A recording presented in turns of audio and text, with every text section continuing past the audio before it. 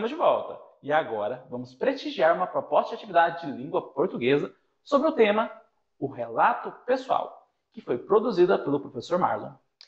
Essa atividade de língua portuguesa tem como base as sequências didáticas propostas pelo programa Aprender Sempre, da SME Goiânia, com base no DCGO ampliado, e está destinada a estudantes do 6º ano do ensino fundamental.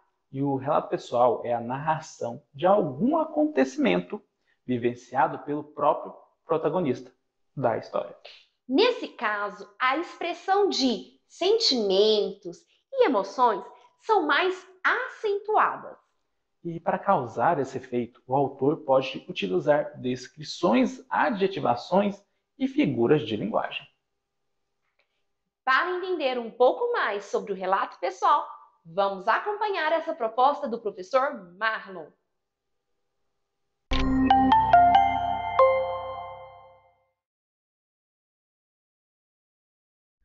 Olá, pessoal, tudo bem com vocês? Eu sou o professor Marlon, professor de língua portuguesa. Estou aqui hoje na companhia da nossa queridíssima intérprete, Débora. E em nossa aula de hoje vamos estudar sobre o relato pessoal.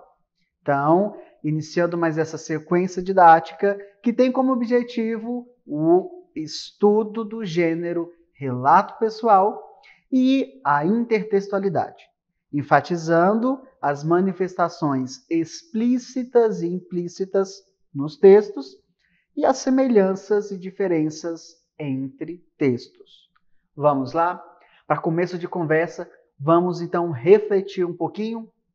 Bem, observe essa imagem que aparece aí na sua tela. Nessa imagem, o que a senhora e o garoto estão fazendo? E como nós podemos associá-la com a noção de relato? Bem, o que é o relato? O relato é uma narração oral ou escrita de algum acontecimento. Pode ser realizado de maneira mais ou menos formal, a depender do contexto em que as pessoas estão inseridas, nesse relato. Então, geralmente, em uma situação familiar, por exemplo, um almoço no fim de semana, muitos relatos são produzidos.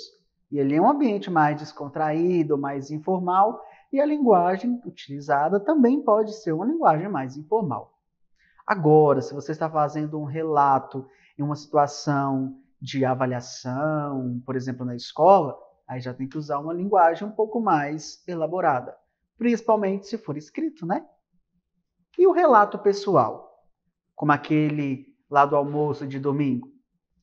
Então, esse relato, por sua vez, é a narração feita pelo próprio protagonista da história. E neste caso, a expressão de sentimentos e emoções, elas tendem a ser mais acentuadas. Por causar esse efeito, o autor pode utilizar descrições, adjetivações e figuras de linguagem, por exemplo. O que é diferente de um relato científico. Imagine que você está na escola, vai para um laboratório e ali vai observar um experimento científico e você vai relatar aquilo. Então, não é tão sentimental, não é um texto emotivo, é um texto técnico, científico. Então, a linguagem precisa se adequar àquela situação comunicativa. Agora, eu vou te convidar a acompanhar comigo a leitura de uma história, um texto chamado Infância, só que de uma maneira um pouquinho diferente. Olha aí. O relato pessoal, por sua vez, é uma narração feita pelo próprio protagonista da história. Neste caso, a expressão de sentimentos e emoções são mais acentuadas.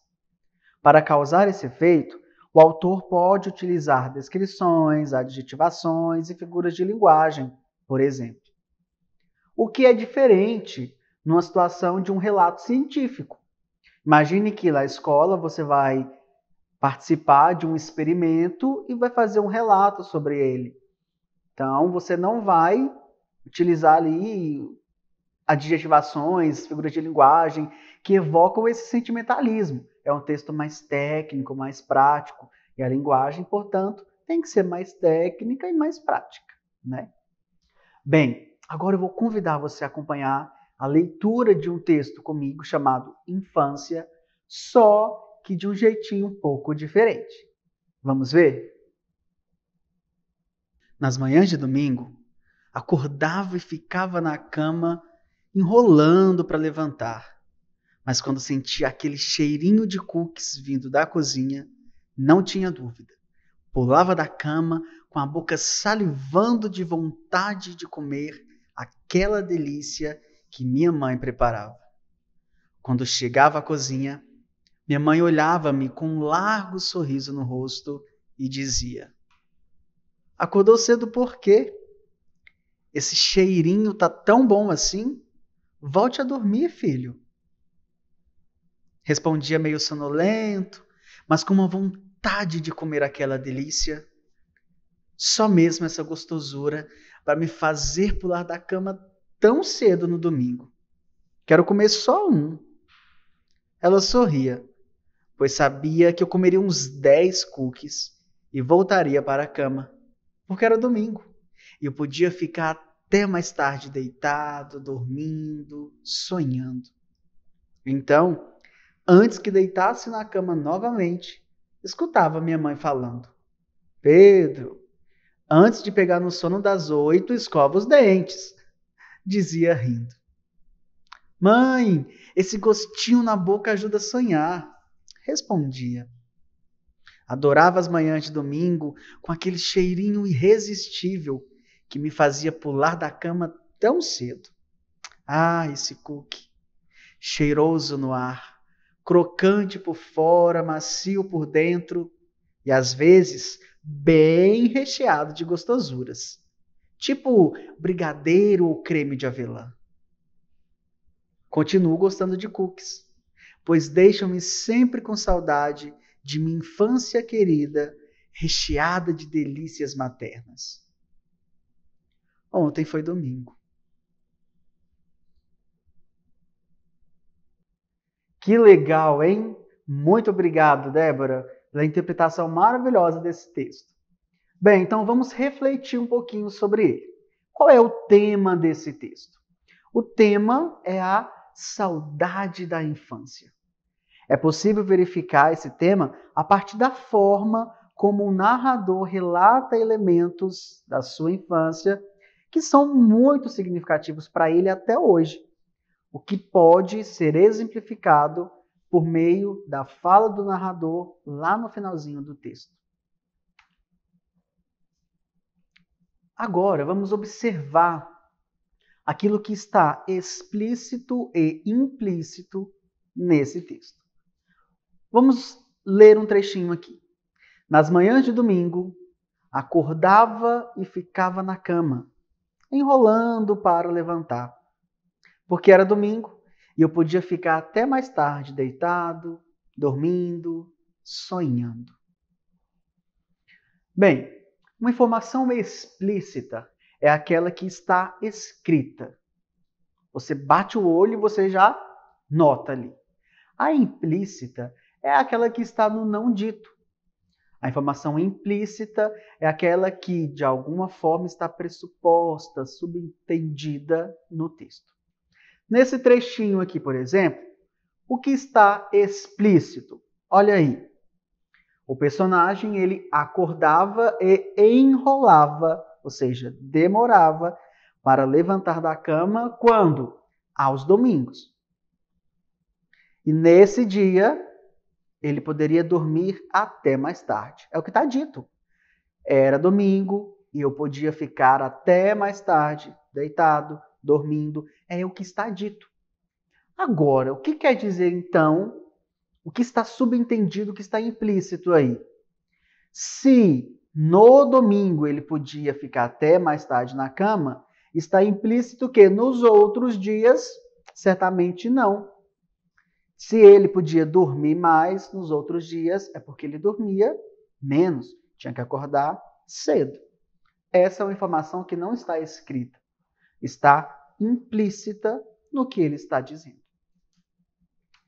Vamos, então, comparar textos que, de alguma forma, trazem essa temática da infância de maneira explícita ou implícita. Bem, os textos, inclusive os orais e os imagéticos, podem ser relacionados, podem ser comparados, confrontados com outros textos. Essa relação, então, entre eles é chamada de intertextualidade. E ela pode ser temática, pode ser estrutural e pode se dar de maneira explícita ou implícita, como eu disse agora há pouco. Eu vou te convidar a ler um poema comigo de Casimiro de Abreu, um trechinho de Meus 8 anos. Oh, que saudades que tenho da aurora da minha vida, da minha infância querida, que os anos não trazem mais. Que amor, que sonhos, que flores, naquelas tardes fagueiras, à sombra das bananeiras, debaixo dos laranjais. Que auroras, que sol, que vida, que noites de melodia naquela doce alegria, naquele ingênuo folgar, o céu bordado de estrelas, a terra de aromas cheia, as ondas beijando a areia e a lua beijando o mar. Ó dias de minha infância, ó meu céu de primavera, que doce a vida não era nessa risonha manhã. Em vez das mágoas de agora, eu tinha nessas delícias de minha mãe as carícias e beijos de minha irmã. Que poema bonito, né? Bem, quando nós começamos a ler, imediatamente nós já associamos ao tema do texto anterior, interpretado pela Débora, a infância, né? Então, vamos observar aqui, tanto o texto Infância quanto Meus 8 anos são semelhantes porque abordam o mesmo tema, a saudade da infância. A estrutura do texto, contudo, ela é diferente, né? O primeiro é um texto em prosa, tem parágrafos, enquanto o segundo é um texto escrito em versos, tem rima, tem uma musicalidade, né? Então, nós temos aqui uma aproximação temática, mas uma diferença estrutural. Bem, relato pessoal e intertextualidade, que estamos discutindo aqui nesse momento. Vamos observar agora essa imagem que está aparecendo aí. Eu quero que você recorde, então, dos dois textos que nós já lemos para refletir comigo a respeito dessa imagem. Como podemos comparar esse texto imagético com os dois textos, o Infância e o Meus 8 anos? Em que eles se parecem e em que eles se diferenciam? Será se o tema também dialoga com os outros? E a estrutura? Como esse texto foi construído? A gente tem aqui uma fotografia. E como esse texto imagético aqui da tela, essa imagem, né, poderia ser retratado em um relato pessoal. Por exemplo, se uma dessas crianças fosse relatar a situação que está vivendo aqui nessa cena, como ela poderia fazer isso? Não dá uma boa atividade? É por isso que eu quero te convidar a acessar o portal Conexão Escola e fazer uma atividade relacionada ao tema da nossa videoaula de hoje. E é claro, eu vou te esperar para o nosso próximo encontro. Um grande abraço e até lá. Tchau, tchau. Então é isso, pessoal. Obrigado pela companhia e até o próximo programa. E lembrando que o que você viu aqui na TV está disponível também na internet, no endereço www.sme.goiania.gov.br/Conexão Escola. O endereço está aparecendo aqui, ó, na telinha, junto com o QR Code. Então, tchau, tchau, pessoal. Tchau, tchau.